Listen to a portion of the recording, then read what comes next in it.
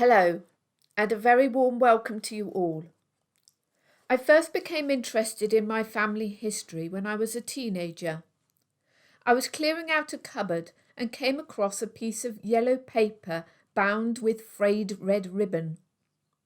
I discovered it was a family tree which my brother had researched for a school project. I was fascinated by all the names and how they connected to me, so I asked my parents lots of questions. The very first person that my father spoke of was John Corbett, who was known as the Salt King of the world.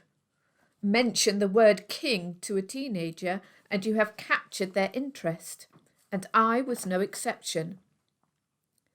Later, my father showed me a photograph that he had inherited from his grandmother. It was of an impressive mansion, which my father said was Impney Hall, near Droitwich. Over the course of several decades, I have done a great deal of research into John's life and have decided to produce a series of videos about him with my husband Chris. When I first saw the photograph of Impney Hall, I thought, if only walls could talk.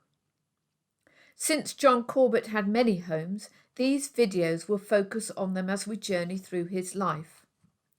John was born on the 12th of June 1817 and was the eldest child of 7 born to Joseph Corbett and Hannah Cole. The Worcester Chronicle reported John's funeral in great detail in 1901 and said that his coffin had a plaque on it giving the date of his birth and death. John's father Joseph left an agricultural life near Ludlow around 1816 and migrated to the Black Country. He lived in a small cottage adjacent to the Delph Locks in Gaslight Road and married Hannah Cole. This is where the eldest children were born. In 1826, Joseph and Hannah were living at Mill Lane, and in 1854 they lived in a cottage adjacent to Delph Locks with attached stables. These stables have been in existence since 1779. The Wolverhampton Chronicle reported on the 1st of February 1854 that Joseph had his horse stolen. The original stables at Delph Locks are still in existence. This photo depicts what it was like internally in the autumn of 2020. John's parents, Joseph and Hannah, were illiterate, so couldn't write their names at the time of their marriage. However, they appreciated the value of an education and sent John to a local school up until the age of 10. John's father, Joseph, was a canal carrier and ran several narrowboats between the Midlands and London, as well as Liverpool and Manchester. All the family were involved with the business, as the 1841 census testifies. The only means of moving the narrowboats was horsepower, which is why Joseph kept horses. These narrowboats became John's second home. A journey to and from London would have taken weeks, and much of the time would be consumed in navigating the locks, steering and leading the horses. When the railways were being constructed, they cut through hills and used embankments, but this was not common practice for canals in the first half of the 19th century, hence all the locks. John left school at the age of 10, but he was a bookworm, reading anything and everything he could get his hands on in connection with engineering and mechanics. John later stated 4 reasons for his success: grasping the mechanical, commercial and economical problems to be solved, personal mastery of details, excellence and adaptation of machinery for economy and efficiency of production, and excellence of quality in the article produced. This embroidery of John was from a photo taken when he was in his early 30s. When all the family were involved in the carrying of goods, they would often travel with 2 narrowboats, one towing the other. The towed boat would be known as a butty.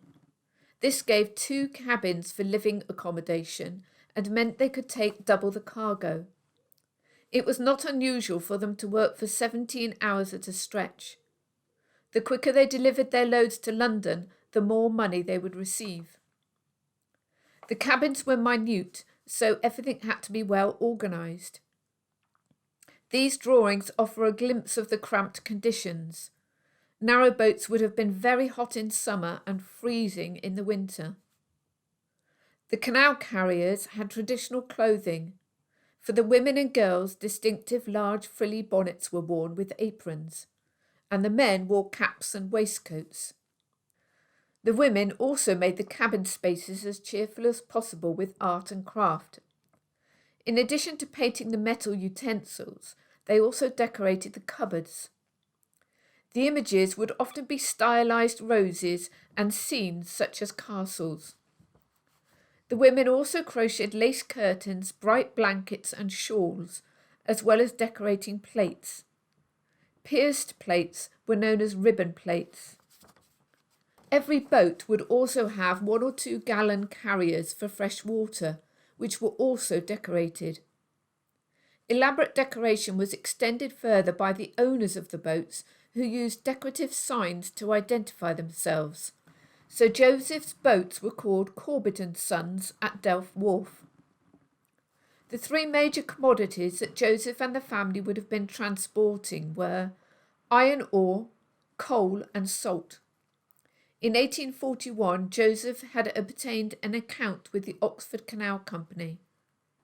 Joseph's business later became based at Crescent Wharf in Birmingham and ran until 1848 when John took it over. Sometimes John would sell produce directly from the wharf.